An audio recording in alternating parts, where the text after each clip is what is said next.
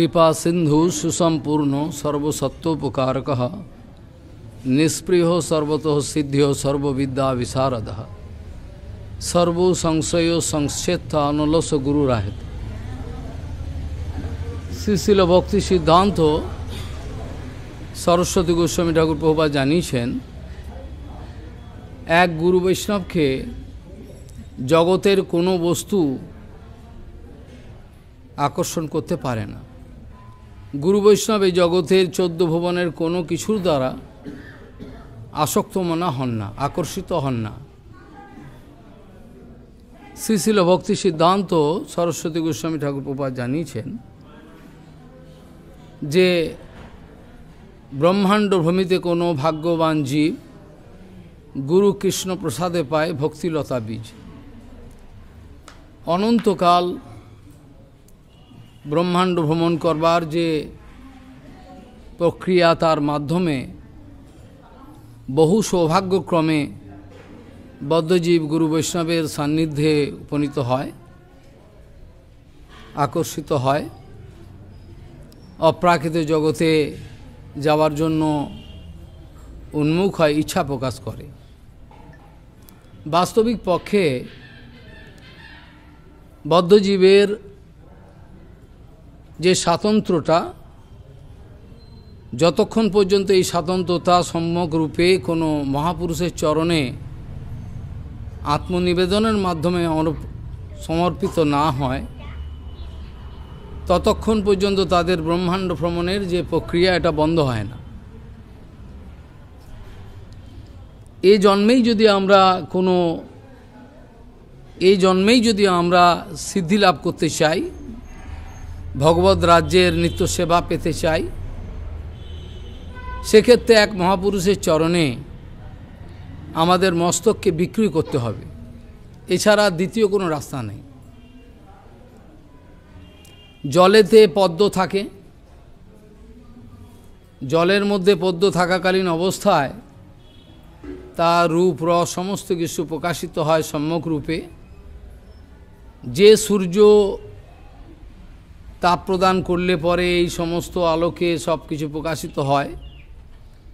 জলের আশ্রয় যখন ছেড়ে দেয় পদ্ম, তখন সঙ্গে সঙ্গে সেই সূর্যই তাকে তাপেতে জর্জরিত করে সমস্ত বিনাশ করে সমস্ত কিছু। শ্রীল সরস্বতী ঠাকুর জানাতেন, গুরু ভোগ এবং গুরু ত্যাগ দুটো জিনিস আছে। অনেকেই মনে করেন নববিধা ভক্তি দিয়ে যে শ্রবণম কীর্তন আদি বলা আছে, তাতে শ্রবণ কীর্তনটাকেই প্রাধান্য দেওয়া হয়েছে। এটা সত্যি কথা। শ্রবণ কীর্তনের ওপরে আর কিছু হতে পারে না, সবচেয়ে বড়। কিন্তু শ্রবণ কীর্তনের পেছনে আর কিছু গুপ্ত জিনিস আছে কি না? শ্রবণ কীর্তন তো শ্রবণম কীর্তনম বিষ্ণুস্মরণ এসব আছে, কিন্তু শ্রবণ কীর্তনের পেছনে অন্য কিছু আর আছে কি না, সেটা সবচেয়ে বড় কথা। এ সম্বন্ধে কারোর কোনো ধারণাই নেই। যেটাকে নববিধা ভক্তির অঙ্গ বলা হয়েছে, যে শ্রবণ কীর্তন বদ্ধজীবের পথে সাধন অঙ্গ, বদ্ধজীবের পক্ষে শ্রবণ কীর্তন সাধন অঙ্গ। কিন্তু সেই শ্রবণ কীর্তন সিদ্ধ মহাত্মার পক্ষে এটা সাধ্য, স্বয়ং সাধ্য। অর্থাৎ শ্রবণ কীর্তনের ফলে যে জিনিসটা প্রাপ্ত হওয়ার জন্য আমি শ্রবণ কীর্তন করি, যে জন্য ভজন করি, সেটা প্রাপ্ত হয়। বোঝা গেল না? যে শ্রবণ কীর্তন বদ্ধ অবস্থায় ভজনঙ্গ রূপে পরিগণিত হয়, সেই শ্রবণ কীর্তন সিদ্ধ অবস্থায়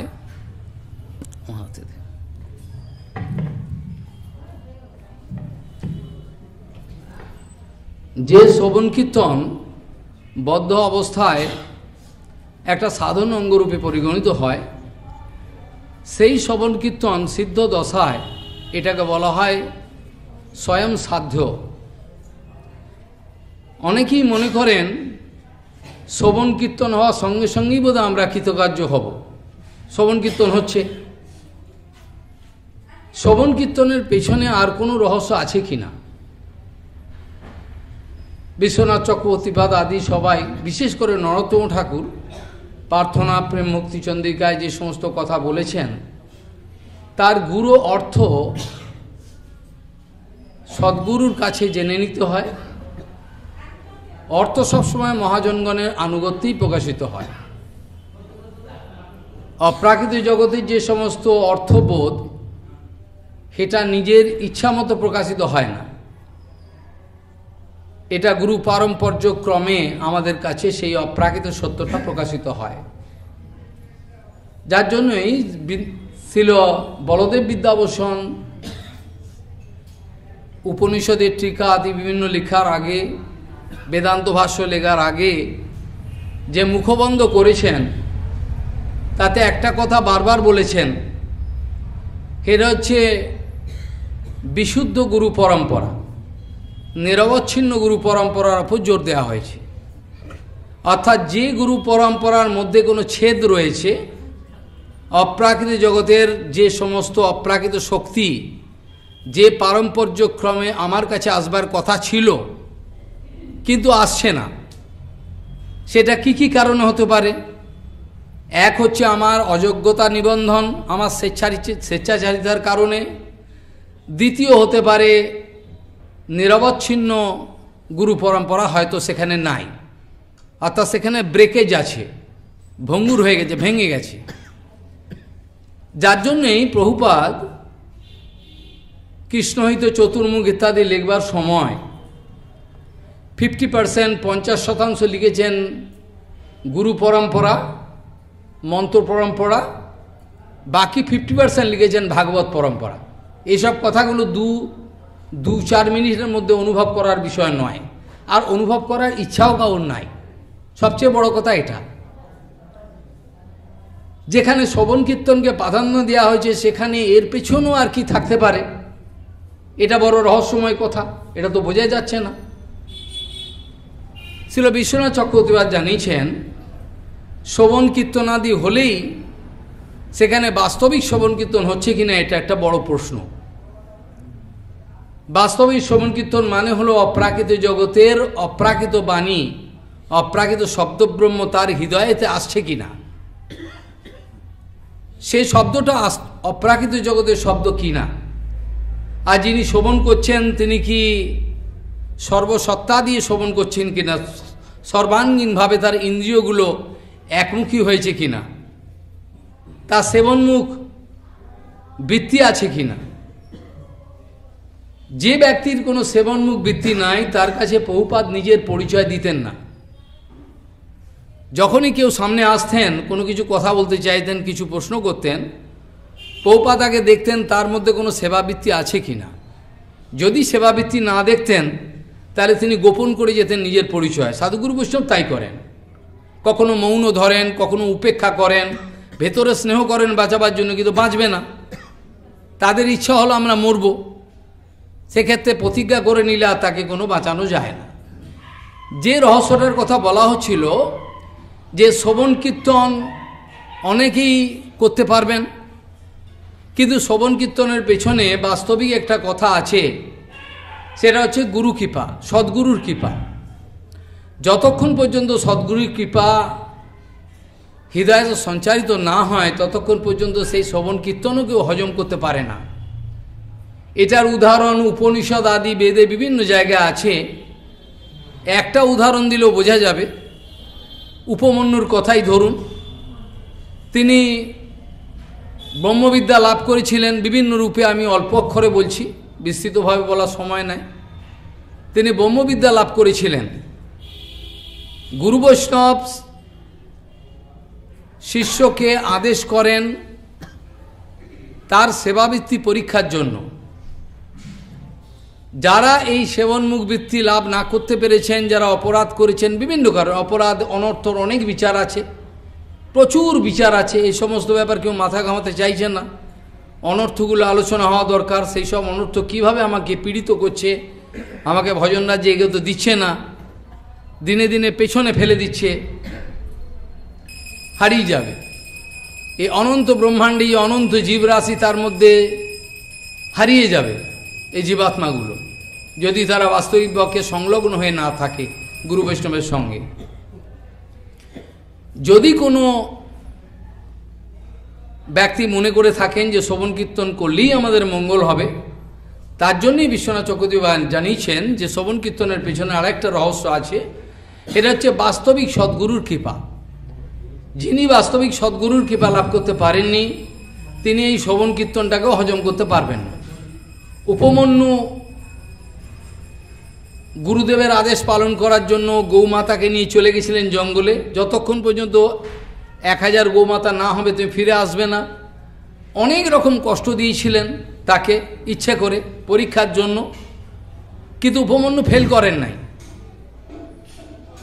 উপমন্যু গুরুদেবের আদেশ অক্ষরে অক্ষরে পালন করেছিলেন। এটা খালি বক্তৃতার কথা নয়।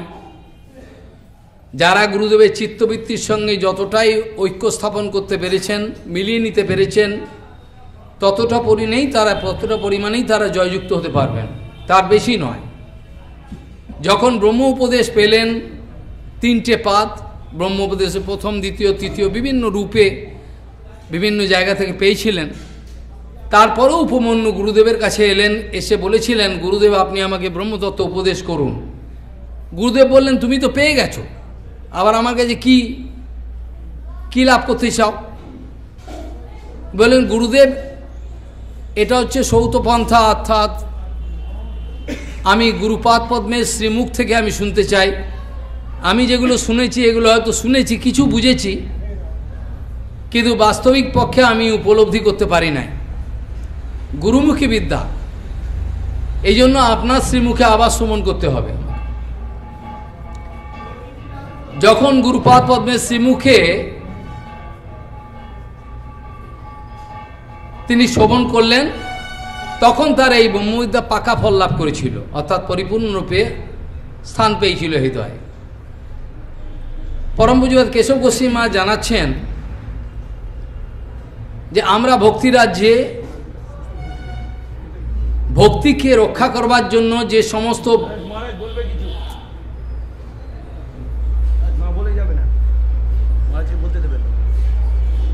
ভক্তিরাজ্যের যে সমস্ত বিষয়গুলো আমরা চিন্তাও করতে পারছি না, এখন বর্তমানে আলোচনার বিষয় হচ্ছে না, এই ভক্তিকে রক্ষা করবার জন্য পরম পূজ্য কেশব গোস্বামী মা বলছেন, যেমন একটা ভালো ফসলকে রক্ষা করতে গেলে একটা পাঁচিল দিতে হয়, পরীক্ষা দিতে হয়, নালে সমস্ত ছাগল ভেড়ায় সমস্ত খেয়ে চলে যায়।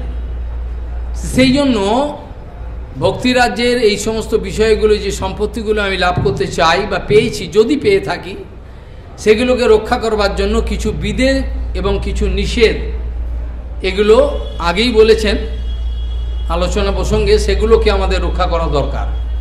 এই বিধিনিষেধের মাধ্যমে আমাদেরকে শাসনবাণীর মধ্যে আসতে হয়। এই প্রাকৃত জগতে কেউ শাসন মেনে নিতে চায় না। এই জড়জগতের নিয়ম হলো প্রত্যেকে অপরকে শাসন করবে। এই জগতের ইতিহাসটাই এই, একে অপরকে কন্ট্রোল করবে। এই জগতের নিয়ম হলো একে অপরকে শাসন করবে, কন্ট্রোল করবে, অধীনে রাখবে। কিন্তু সরস্বতী ঠাকুর জানিয়েছেন, কর্তৃত্ব করবার যে প্রচেষ্টা, সেই কর্তৃত্ব করবার প্রচেষ্টা থেকে যাদের জগতের ওপর কর্তৃত্ব করবার যে প্রচেষ্টা, সেটা সবচেয়ে বড় বন্ধনের কারণ হয়ে দাঁড়ায়। জগতে সবচেয়ে বেশি বন্ধনের কারণ হয়ে দাঁড়ায় যখন আমি জগতের ওপর কর্তৃত্ব স্থাপন করতে চাই। এই জগতে একে অপরকে শাসন করতে চায়, কন্ট্রোল করতে চায়, কিন্তু অপ্রাকৃতিক জগতে তা নয়। অপ্রাকৃতিক জগতে আমরা শাসিত হতে চাই। অপ্রাকৃতিক জগতের নিয়ম হলো আমরা অপ্রাকৃত গুরু বৈষ্ণবের দ্বারা নিয়ন্ত্রিত হতে চাই, শাসিত হতে চাই, তবে আমরা অপ্রাকৃতিক জগতে যেতে পারব। সেখানে শিক্ষাগত যোগ্যতা আদি মহারাজের কোনো কিছু এসব বিচার করবার চেষ্টা আপনারা করবেন না। খালি এইটাই দেখতে হবে তিনি কতটা গুরুবানুগত্যে নিজের জীবনকে দিতে পেরেছেন। সবচেয়ে বড় কথা সেটা। শ্রীল জীব গোস্বামী বা একটা সুন্দর কথা বলেছেন, সেখানে বলছেন জীব গোস্বামীর সন্দর্ভতে, গুরুবক গয়া तत्सेवन और अविरतेन च अन्येषामपि वैष्णवानां सेवनम श्रेय, पूजनम श्रेय व सेवनम श्रेय। गुरुवाज्ञया तत्सेवन अविरोधेन च अन्येषामपि वैष्णवानां सेवनम श्रेय। জীব গোস্বামীপাদ বলছেন গুরু বৈষ্ণবের আজ্ঞা নিয়ে, গুরু বৈষ্ণবের আনুগত্যে অন্য অন্য বৈষ্ণবগণের যারা বাস্তবিক বৈষ্ণব তাদের সেবা করবার যে প্রচেষ্টা, যাতে গুরু সেবার কোনো বিঘ্ন উপস্থিত না হয়। গুরু সেবা কথাটাই অনুভব করা মুশকিল। অনেকেই প্রশ্ন করেন প্রভুপাদ কি গুরু সেবা করেছেন, প্রভুপাদ তো গুরুদেবের কাছে থাকেননি। এইসব অমানসিক প্রশ্ন তারা করে থাকেন। মানুষ এসব প্রশ্ন করা উচিত নয়। তারা বুঝতে পারেন না গুরু কাকে বলে, গুরু কার লক্ষণ কি। গুরু বৈষ্ণবের লক্ষণ তারাই অনুভব করতে পারেন না, তারা কি করে বুঝবেন এসব কথা। যেখানে জানানো হচ্ছে শ্রী চৈতন্য মনোভীষ্ট স্থাপিতম যেন ভূতলে, যেটা বলেছেন যারা গুরু পারম্পর্য ক্রমে রূপ রঘুনাথের কথা, গৌরাঙ্গ মহাপ্রভুর কথা, পারম্পর্য ক্রমে রূপ রঘুনাথ আদি তার মাধ্যমে আমাদের কাছে যে প্রভুপাদ ভক্তিবিনোদ ঠাকুর এই বাণীগুলোকে তাদের ইচ্ছা অনুরূপ আমরা যদি সেবা কার্যে নিয়োজিত হতে পারি, তাদের ইচ্ছাটাকে যদি এই জগতে স্থাপন করতে পারি, ইচ্ছাগুলোকে যেগুলো তাদের ইচ্ছা ছিল এইগুলো করো, সেগুলোকে বলে শ্রী চৈতন্য মনোভীষ্টম স্থাপিতম যেন ভূতলে। যার দ্বারা এই জগতে শ্রী চৈতন্য মহাপ্রভুর ইচ্ছাটা স্থাপিত হয় এই পৃথিবীতে, তিনি হচ্ছেন পরম্পরায় বাস্তবিক শুদ্ধ ধারা রয়েছেন বলে জানবেন। নচেত গুরুতত্ত্ব অত্যন্ত গম্ভীর, এগুলো দু একটা কথা আলোচনা করলে বোঝা যাবে না, বিরাট ব্যাপার। আর গুরু ভোগ আর গুরু ত্যাগ, গুরু ভোগ, গুরু সেবা, গুরু ত্যাগ, এগুলো অনেক ব্যাখ্যা আছে। গুরু সেবার মানে হলো প্রভুপাদ জানাচ্ছেন যারা গুরু বৈষ্ণবের সেবা করার নাম করে অর্থবিত্ত সঞ্চয় করে সেগুলোকে নিজেদের কাজেতে যারা ব্যবহার করছেন, প্রভুপাদ ঠাকুরের কাছে বলছেন ভগবানের কাছে, হে ভগবান আমাকে আশীর্বাদ করুন, জানি বাকি যে কটা দিন আমি পৃথিবীতে আছি সেই সব পাষণ্ডগুলোর যেন মুখদর্শন আমার না হয়। যারা গুরু বৈষ্ণবের একটা অর্থ সমস্ত কিছু ভগবৎ সেবায় না নিয়োগ করে নিজের সেবায় নিয়োগ করছেন নিজের খুশি মতো, তাদের কোনোরকমভাবে যে বেশি থাকুক, তারা যে অবস্থায় থাকুক সেটা কোনো ব্যাসা না। কেন ভক্তিবিনোদ ঠাকুর বলছেন বেশটা বড় কথা নয়, বেশটা কি বেশ আমার বাহ্যে রয়েছে এটা বড় কথা নয়, আমি কিভাবে প্রতিষ্ঠিত হয়ে রয়েছি ভজনে এটিই বড় কথা। ভক্তিবিনোদ ঠাকুর বলছেন যদি গৃহী ব্যক্তি ভক্তিতে প্রতিষ্ঠিত হয়ে থাকেন, তাকে ত্যাগী ব্যক্তি যদি অভিনয় করেন, ভক্তির অপরাধ করেন, তার প্রত্যেকটার ফল তাকে হাড়ে হাড়ে এই জন্মে দেহ ছাড়ার পর ভোগ করতেই হবে, এর কোনো রাস্তা নেই। যাই হোক, অধিক বলবার সময়ও নেই আর পরিবেশ সেরকম নাই। এখানে কে কে কথা বলবেন বলছিলেন তাদের, হ্যাঁ মহারাজ বলবেন। মহারাজকে আমরা এখানে সময় হয়ে গেছে, এই জন্য আজকে এখানেই সমাপ্ত করছি। মহারাজ আলোচনা করবেন। বাঞ্ছা কল্পতরুশ্চ কৃপা সিন্ধু ভবেৎ পতিতানাং পাবনেভ্যো বৈষ্ণবেভ্যো নমঃ।